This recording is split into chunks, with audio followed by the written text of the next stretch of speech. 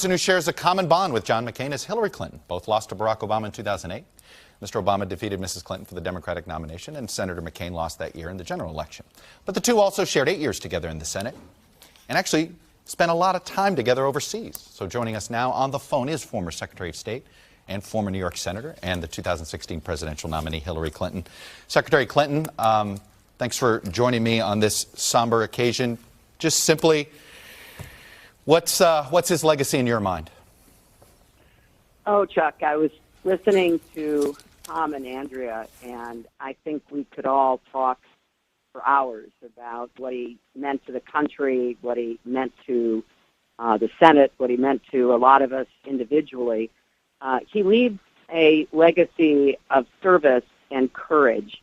The courage, of course, we all came to know because of his time as a POW, but getting up every day and working as hard as he did for the people of Arizona, for the values that he cherished, wasn't easy.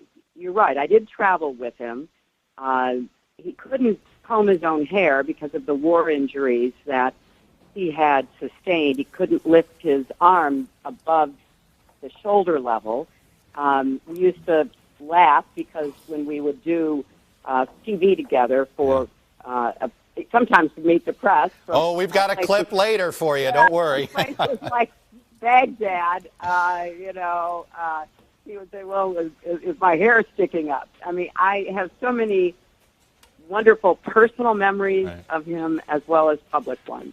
It was interesting the way he conducted himself in the Senate. He almost would go out of his way to find the Democrat that you would think is least likely to work with a Republican and try to forge a bond with them. Before you, it was Ted Kennedy.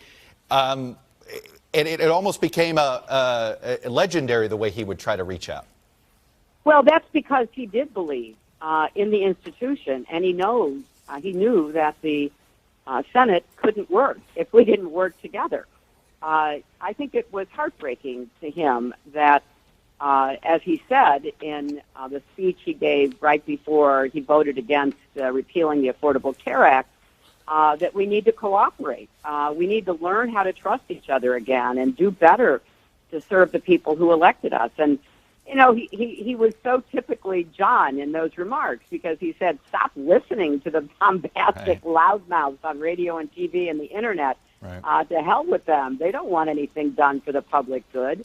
He really understood in the marrow of his bones what it meant to be an American and how important it was for us to, yes, disagree and differ, but at the end of the day, to come together, to work together, to trust each other, to get things done. And he will be missed for many, many reasons, Chuck, but I think that example that he set of working across the aisle, but more than that, working to bring people together here at home and around the world is one we should remember. Let me quote him and say, let's have a little straight talk.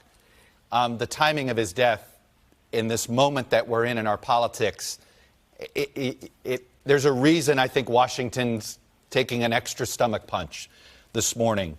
The vacuum he leaves. The timing, I mean, we can't ignore this moment that he's leaving us. You're 100% right, Chuck. I mean, he understood that we've been through perilous times before, at home and abroad. But our institutions are being severely tested right now, including his beloved Senate. And he was, in every way he knew how, trying to sound the alarm. To get all of us as Americans to understand that if we abandon the ideals that we have stood for around the globe, if we turn our back on leadership on behalf of human rights and the kind of future we want to forge for our children and grandchildren, we will be giving up on what he fought for, what he was imprisoned for, what he stood for, and in a long line of American patriots. Secretary Clinton, I'm going to leave it there. I thank you. I assume you and Lindsey Graham are going to have some vodka shots and toast the senator? Well, I don't know. I hope that will happen at Yes, some point in the future. I think the Irishman and John McCain would love for you to celebrate that way. Secretary Clinton, thanks for sharing your remembrances this week. Hey, NBC News fans, thanks for checking out our YouTube channel. Subscribe by clicking on that button down here, and then click on any of the videos over here to watch the latest interviews, show highlights, and digital exclusives. Thanks for watching.